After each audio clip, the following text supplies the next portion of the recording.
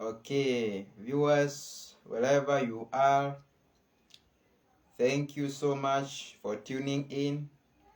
Glory, glory, glory to Jesus Christ. Glory to Jesus, glory to Jesus. Welcome wherever you have tuned in from. May the Lord God Almighty bless you so much. Welcome everyone, wherever the country that you are, wherever the part of the world that you are. I welcome you so much in the mighty name of Jesus Christ. Welcome everyone, welcome brothers and sisters for this session. May the Lord God Almighty bless you so much. Invite someone to join us this hour live so that we can be blessed together as we listen the word of God and as we prepare ourselves to hear what the Spirit of God is bringing to us this hour. Welcome someone and keep tuned in as we bring the word of God. As I bring the word of God to you, wherever the country that you have tuned in, may the Lord God Almighty bless you so much in the mighty name of Jesus Christ. Thank you, Spirit of God. Thank you, Jesus. Thank you, Lord. I welcome every viewer, every listener of my voice from wherever the country that you are. Welcome, viewers. Welcome, welcome. Thank you for tuning in, and may the Lord God Almighty bless you so much. In Jesus' mighty name. Yes, I will begin by introducing myself. My name is Apostle Moses. Yes, I'm born again. I love Jesus, and I have been sent by God to bring this one to you. Wherever you are, be set to receive the word of God from wherever the country you are. And the gracious God, Jesus Christ, will bless you and will bring His deliverance and power upon your life. In the mighty name of Jesus Christ, Son of the living God. Thank you, Jesus. Thank you, Spirit of God. May you take over in this atmosphere, Jesus Christ. As I bring your word, O God, to your people, I pray that Jesus, that this word may align to the will of your Spirit. Lipoze katava yambo sira vakato zeketas. Manka zuri avokate zeketava limatoze kafali mis. Meka zuri fimateka zaka luvi menteza. Jesus Christ. Take over, God, as I bring this word to your people. Spirit of God, may you lead your people to perceive this word with consciousness and soberness in their mind. That God, your will may be fully fulfilled in the source of these dear people, Jesus Christ. Transform the source of these people, God. Transform these people, Jesus Christ. Lima vakatas kuyama lovi mete zakatas. Transform these people, Jesus, with your power and your holy Spirit, O God, that, Father, you may rest upon the source of these people with mightiness, with holiness, with righteousness, and with powerful deliverance and healing from every yoke of sin and darkness. In the mighty name of Jesus Christ, Son of the living God, I pray that, God, as I bring this word, Jesus, that your light may be established in the source of these people. That your light, Jesus, may be established in the source of these people, God. That, God, you may deliver someone tonight. That, Jesus, you may break every yoke of sin. And, Jesus, the grace that is sufficient, the grace that is mighty, the grace that is wonderful, the grace that is peaceful, the grace that is marvelous, that grace that comes from you, Jesus, may be sufficient to everyone listening to my voice right now. That, Jesus, your grace may work upon everyone who is listening to my voice, who is perceiving these words In Jesus' mighty name, let your grace, O God, prevail. Let your power move as I bring your word. Let your spirit, Jesus, saturate this atmosphere. Saturate this atmosphere. Saturate yourself, God, with this word. That as I bring your word, Jesus Christ, to this platform, Jesus, I pray, oh, Shakatas Mavakalo Shipia Rabas, that your salvation, Jesus Christ, may get to rest upon the life of someone today. In the mighty name of Jesus Christ, I pray. Amen. Amen. Amen. Thank you. I welcome you to this session of hearing the word of God. Today I'm sharing about the understanding the nature of sin and righteousness. Understanding the nature of sin and righteousness. This is the one that I have for you. Understanding the nature of sin and righteousness. Yes, the first question that comes, what is sin? What is righteousness? What comes in your mind when you hear the word sin? What comes in your mind when you hear the word righteousness? Yes, righteousness and sin. These are two types of people whom we have in this life. There are sinful people and there are righteous people. Get this clear, my viewer. There are sinful people and there are righteous people. These are two categories of individuals or two categories of human beings that are existing in this world. And today, the Spirit of God has sent me to bring an understanding to you, wherever you are listening this voice from, that righteousness and sin is a reality. Is a reality. And righteousness, it is the status or it is the standards of a human being upright and in the right standing with God. That is the definition of the word righteousness. And sin is being disobedient, or sin is being against the will of God. That is the definition of sin. Being against the will of God. Being against the will of God. That is the definition of sin, my viewer. And today, I would like us to understand the origin of sin, the concept of sin, and we will also get to understand also about the concept of righteousness and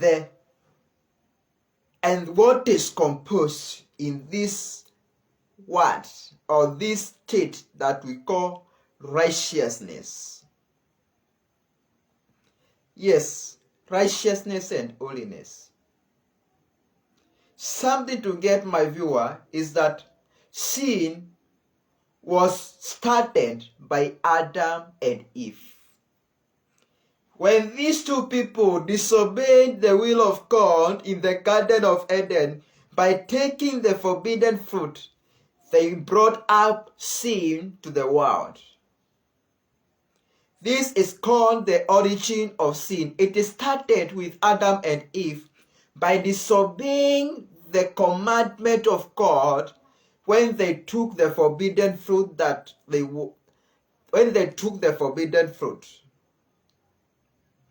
And you can get this from the book of Genesis chapter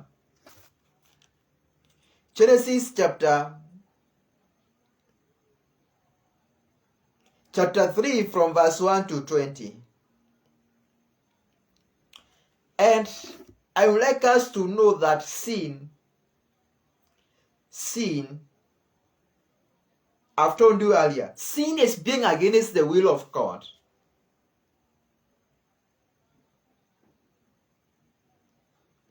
And I have given an example of the disobedience of Adam and Eve by taking the forbidden fruit in the Garden of Eden.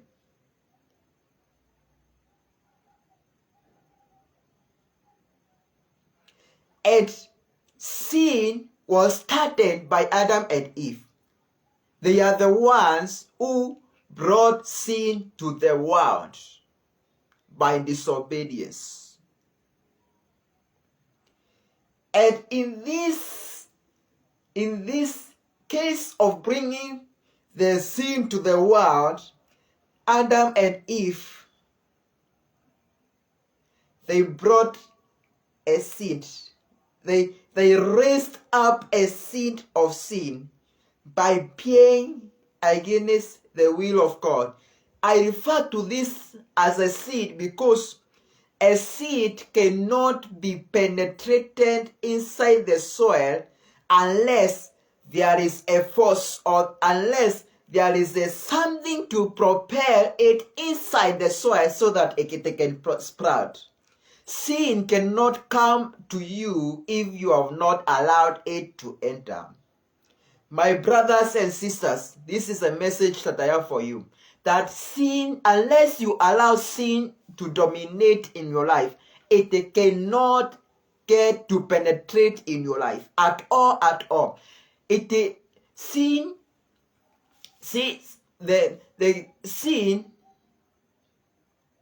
cannot penetrate by itself. It's either you allow it or you reject it.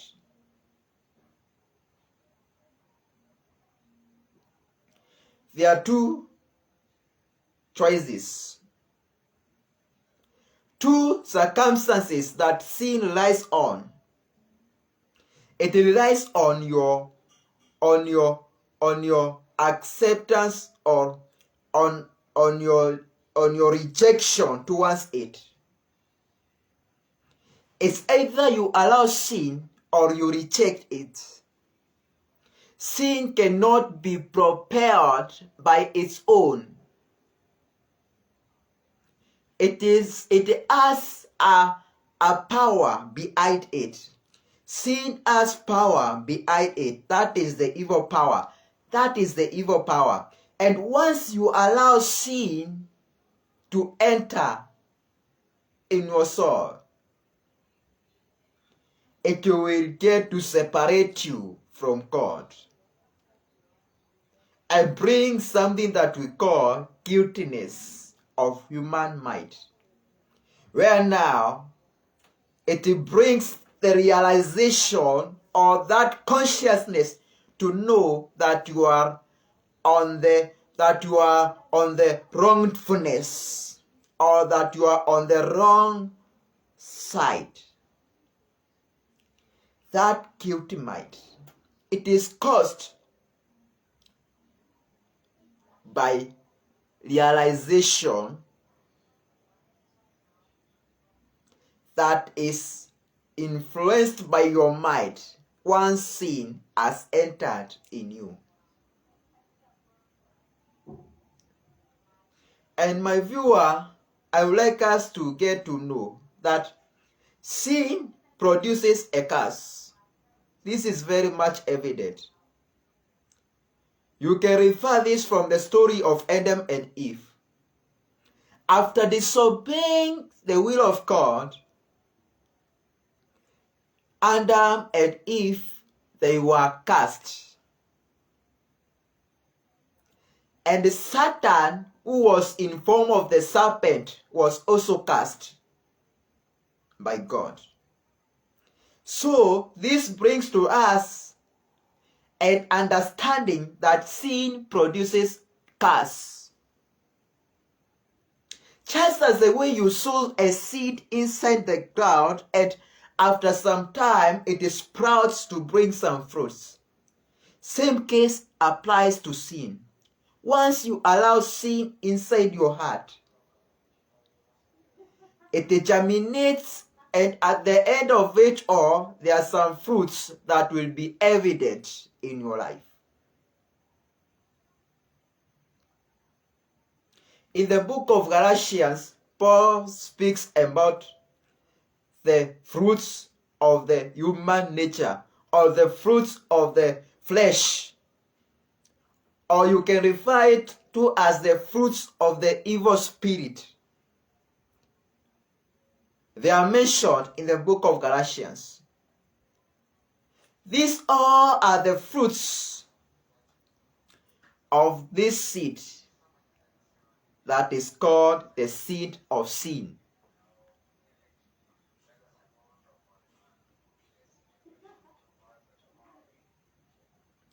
And something else that I would like you to get, my viewer, wherever you're listening this voice from, is that once you commit a sin repeatedly, or you commit the same sin for consistently, you commit the same sin for several times in a pattern way, it brings a bondage in your life.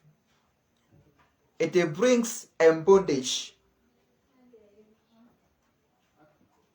That's why you see some people going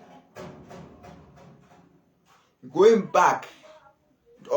Let me put it clear. That's why you see some people committing the same sin for several times, and it becomes so difficult for such people to cease from doing such sins. You find out that someone has been involved in immorality for several years.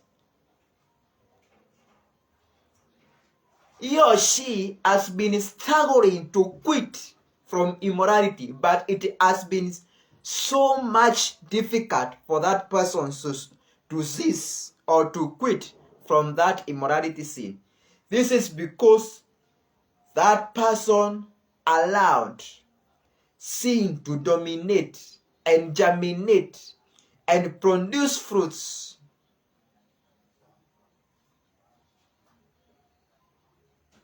And as I've told you earlier, that if you commit the same sin for several times consistently, it brings a bondage.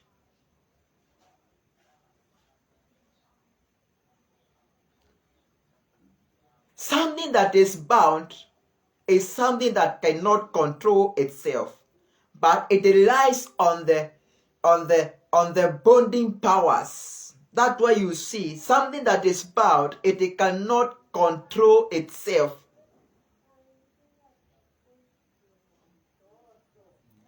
Something that is bound, it cannot control itself. This means that it does not have that authority to reject.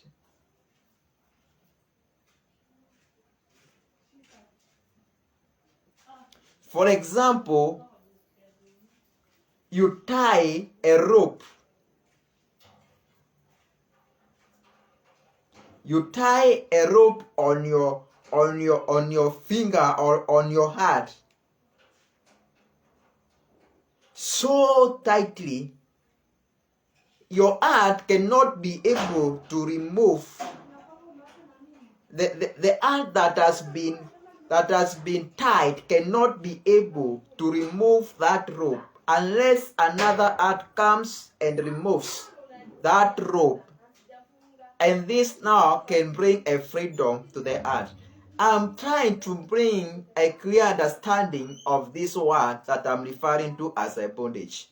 Bondage, something that brings or something that introduces captivity or slavery. Sin causes slavery, my viewer. And I would like us to get the definitions of sin.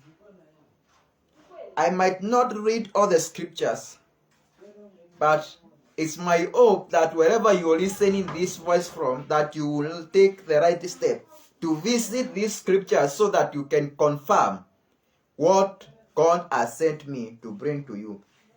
Definition of sin, you can get it from the book of Genesis, chapter 3, verse 1 to 20. And I will read this with you. Genesis chapter 3, verse 1.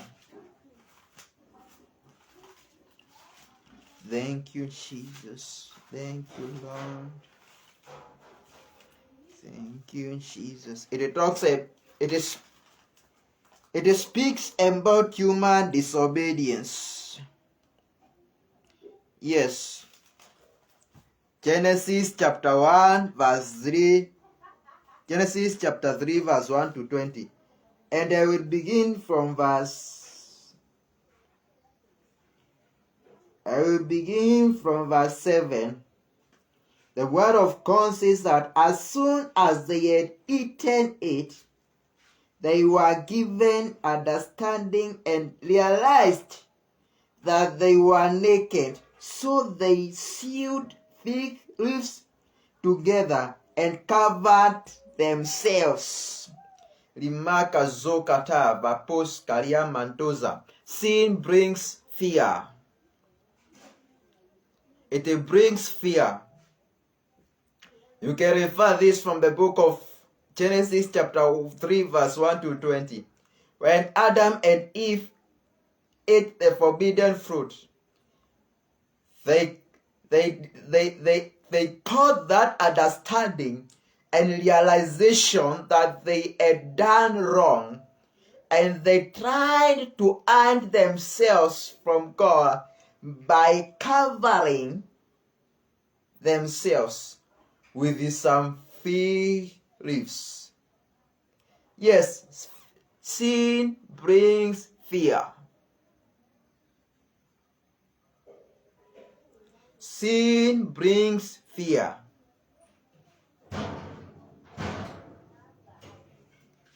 Yes, it brings fear.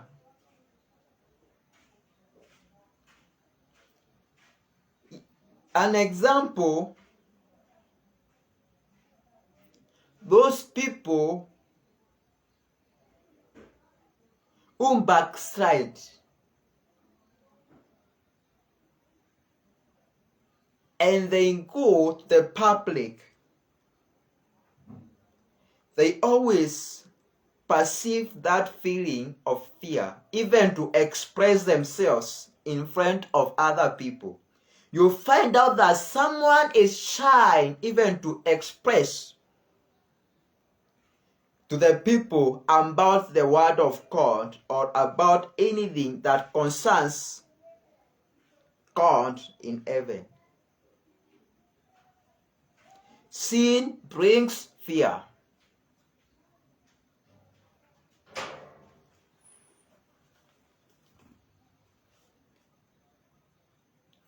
Verse 9.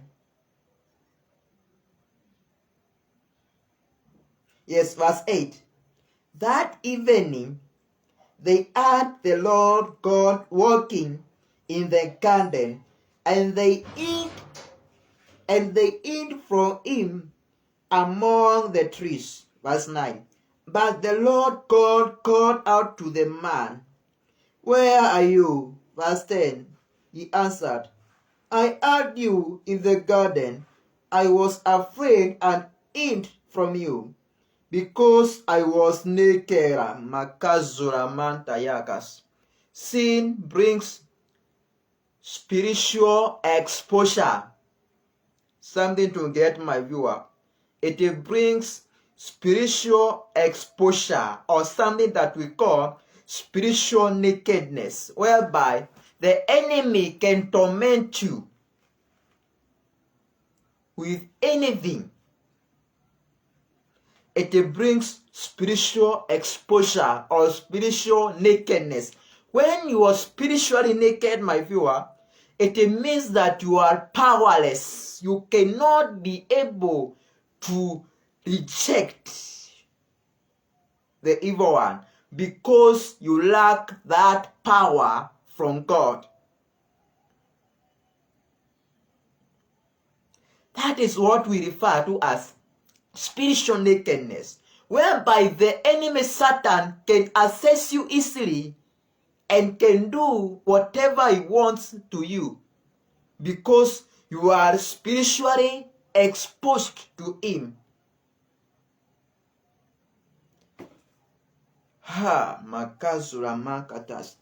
It brings spiritual nakedness.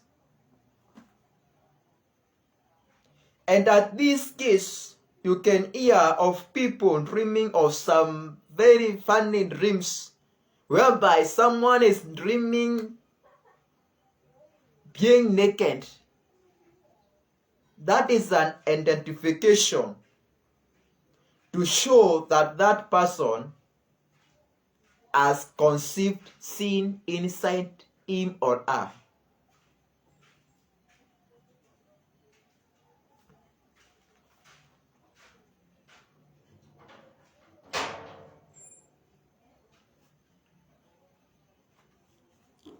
Let us now get to understand now about the concept of righteousness. This word righteousness, what does it mean? Righteousness. Righteousness, from the word right, it can define fully.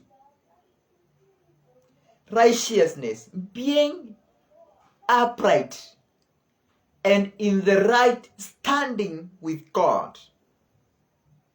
That is the definition of this word righteousness.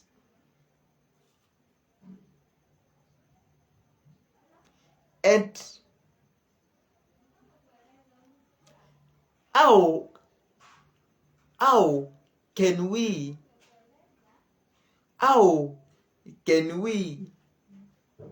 get this righteousness, or how can we assess the righteousness from God?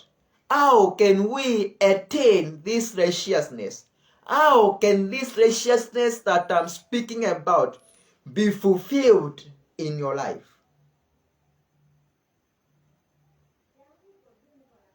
The first step, or the first point is that righteousness can be attained through faith in Jesus Christ. That is the first thing. You can get this from the book of Romans chapter 5 verse 1.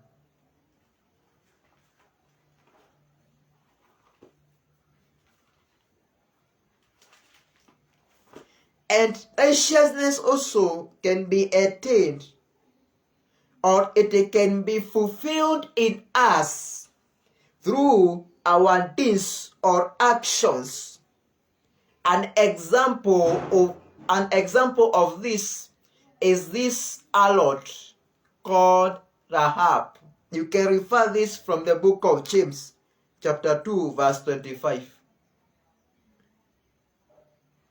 Righteousness also can be fulfilled in us through obedience to the will of God, or something that we call conformity to the will of God. You can refer this from the book of 1 John chapter 3 verse 7. The other point that I would like us to get this hour, my viewer, is that righteousness can be attained, or it can be fulfilled in you if you stop, or if you evade, or if you avoid sin.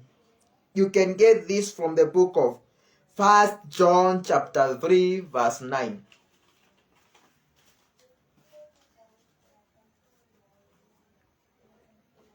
Let us now get to the definition of this word that we call righteousness.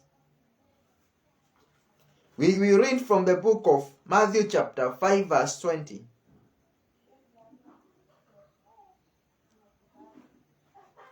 Let us now get to know what Jesus Christ taught about righteousness.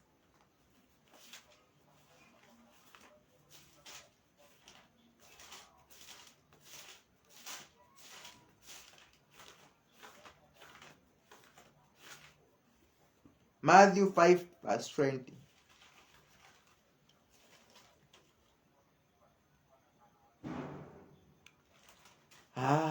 Matthew chapter 5 verse 20.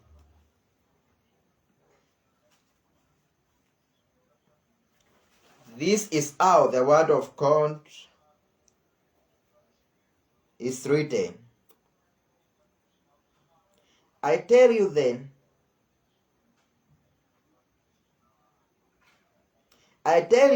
that you will be able to enter the kingdom of heaven only if you are more faithful than the teachers of the law and the Pharisees in doing what God requires, the will of God.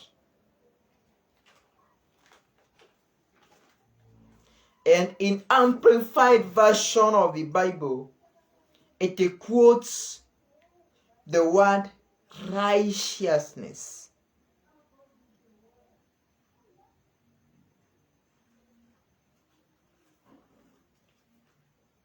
Genesis chapter 6 verse 9.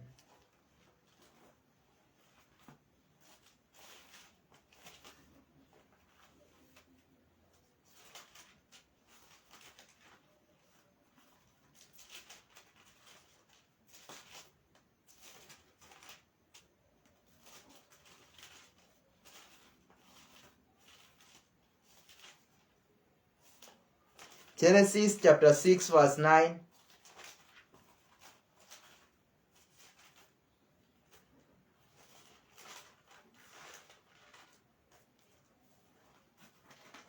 Yes. It speaks about Noah.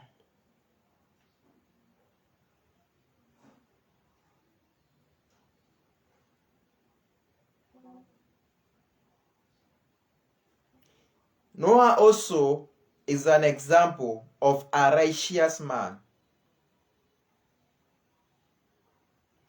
And you can get also to confirm this from the book of Genesis chapter 7 verse 1. And also in the book of Genesis chapter 18 verse 25. It all speaks about righteousness.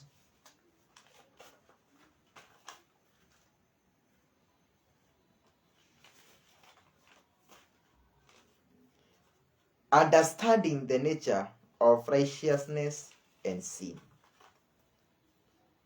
What is inside? What is entailed in sin? The origin of sin. This is what I would like us to learn today through the Spirit of God. Open in the book of Romans chapter 3 verse 9.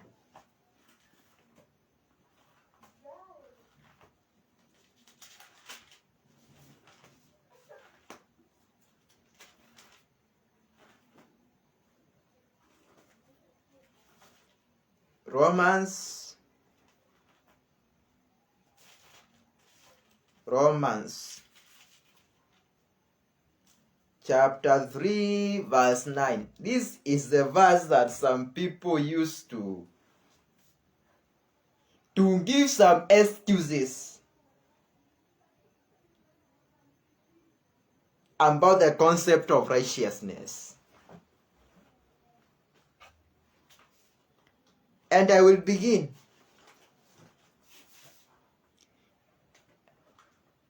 Romans chapter 3 verse 9. The word of God says that, where then are we Jewish in the Wait then, are we Jewish in any better condition than the Gentiles? Not at all. I have already shown that Jewish and Gentiles alike are all under the power of sin. As the scriptures say, there's no one who is righteous, no one who is wise, or who worships God. Verse 12. And all have turned away from God. All have turned away from God. They have all gone wrong. No one does what is right, not even one. Verse 13. Their ones are full of deadly deceit. Wicked lies roll off their tongues, and dangerous threats like snakes poison from their lips. Their speech is filled with bitter curses. That is verse 14. Verse 15. They are quick to hurt and kill. Verse 16. They leave ruin and destruction wherever they go. Verse 17. They have not even known the path of peace. Verse 18. Nor have they learned deliverance from God. Yes, verse 19.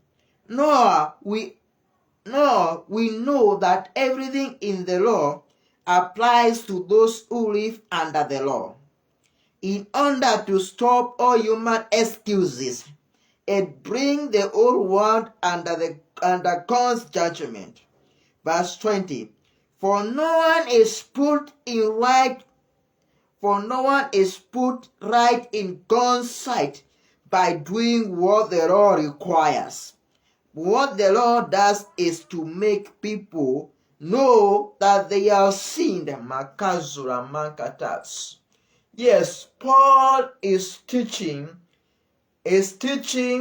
about the law, this law of sin, and he is explaining through this scripture to show us the origin of sin and the characteristics of people who are found in sin.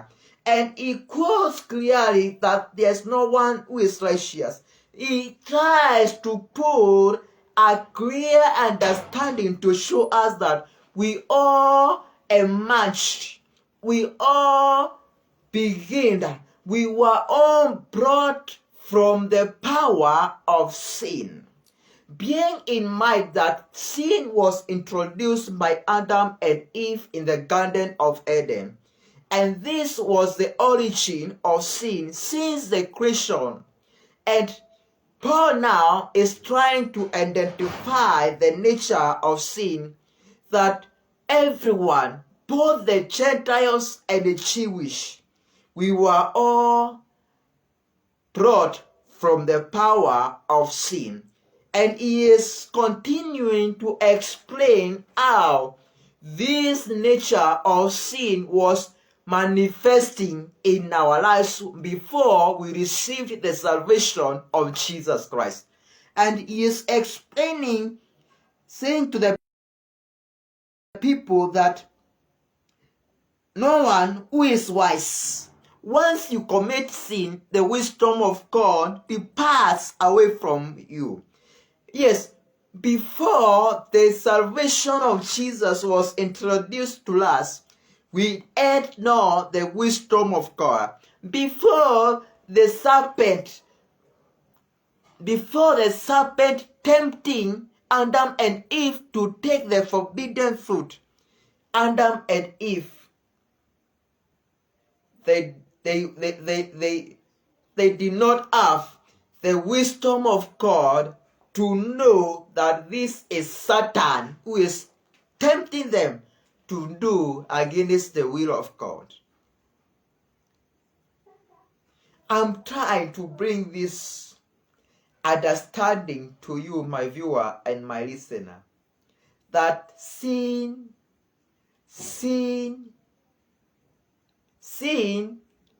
deviates the wisdom of God from you. Sin takes away the wisdom of God from you. And Paul also is speaking about the ones before we were brought to the salvation of Jesus Christ.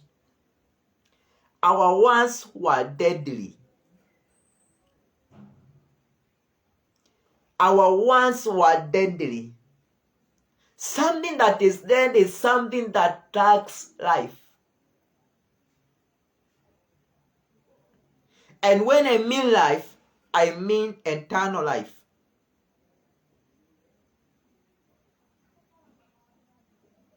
He is also explaining to show us that before receiving the salvation of Jesus Christ, there was a lot of deceit in our ones. And this scripture is set for us to understand the nature of sin. How sin operates in human being. How sin operates in the mindset or in the soul of a human being.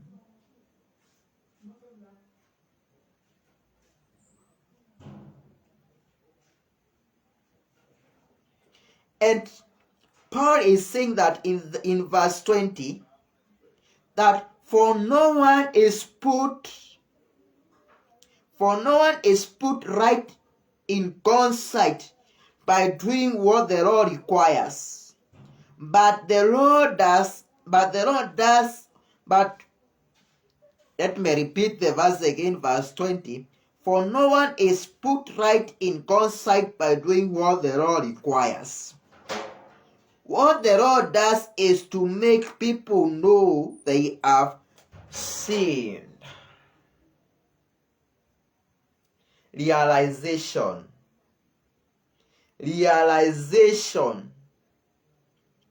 Yes, you can remember. I have read the story of Adam and Eve.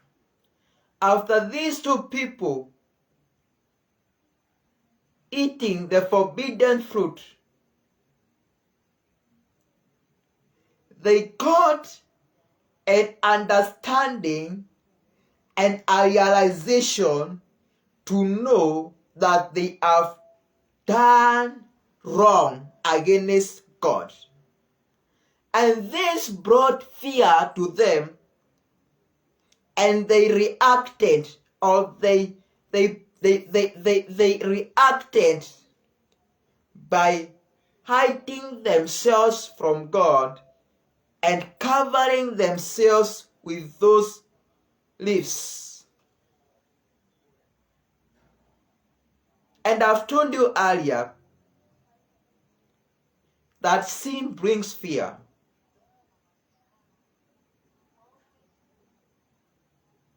A sinful person can be easily identified. He or she can be easily identified through fear, through hiding. And in this story of Adam and Eve, the word of God has stated clearly that they got an understanding and realization to know that they have sinned against God. And Paul is repeating the same in the book of Romans chapter 3 verse 9 to 20. Verse 20, he is saying that for no one is put right in God's sight by doing what the law requires.